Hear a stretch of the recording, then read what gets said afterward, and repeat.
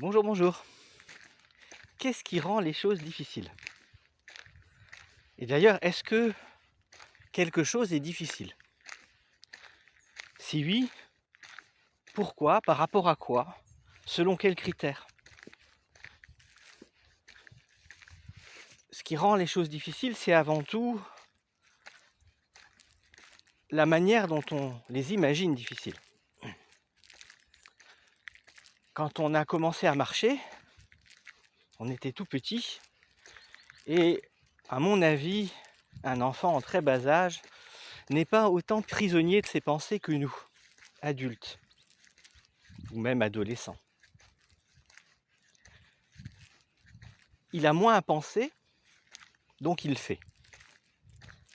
Il n'est pas en train de s'imaginer qu'il n'y arrivera pas, puisqu'il voit les autres autour le faire tous, donc il va y arriver aussi, et il va persévérer. Et il va y arriver. Si maintenant, je vous demande de me décrire comment vous marchez, de prendre le temps de réfléchir au processus de la marche, au fonctionnement de cette marche, à comment vous faites pour mettre un pied devant l'autre tout en restant en équilibre et debout, sans peur, sans hésitation, sans difficulté. Eh bien, il y a fort à parier que d'un seul coup, vous ayez l'impression de ne plus savoir marcher. Parce que c'est devenu tellement automatique qu'il n'y a plus besoin d'y penser. Donc ce n'est pas difficile. Ce qui me fait dire que ce qui rend les choses difficiles, ce sont nos pensées et nos croyances. Nos pensées découlant de nos croyances, c'est QFD. La manière dont on va imaginer les choses va faire que ça va nous paraître plus ou moins facile. Quoi que vous ayez fait dans votre vie, quel que soit votre domaine de compétence, d'expertise ou de spécialité, vous avez commencé par une phase difficile, par une phase où je ne sais pas faire, je ne comprends pas.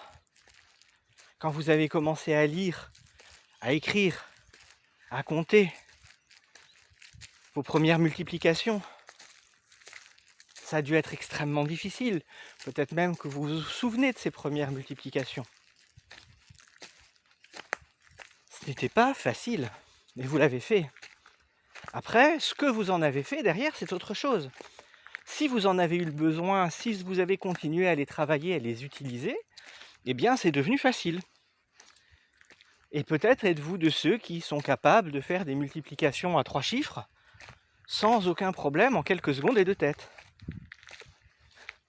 Si vous n'en avez jamais eu l'utilité, que vous ne les avez quasiment jamais utilisés, ça reste difficile, forcément. Ce qui rend les choses faciles, c'est le temps qu'on passe à les faire. La persévérance qu'on met à s'y mettre. Les efforts qu'on va faire et les objectifs qu'on va se fixer. Quand on vous apprend 1 plus 1 ou 2 plus 2, on n'est pas déjà en train de vous mettre dans la tête que vous allez faire maths sup, maths spé, faire des exponentielles ou des calculs statistiques ou je ne sais pas moi, des algorithmes. Si on vous mettait ça dans la tête, forcément, tout de suite, ça deviendrait impossible. Parce que rappelez-vous, l'objectif, aussi haut soit-il, si vous vous focalisez sur le résultat, ça va devenir extrêmement compliqué, voire impossible. Alors que si vous prenez des étapes, ça va aller. On ne commence pas par vous faire apprendre les divisions ou je ne sais pas quoi. Et encore moins les calculs complexes pour ceux qui connaissent. On commence par vous faire apprendre 1 plus 1.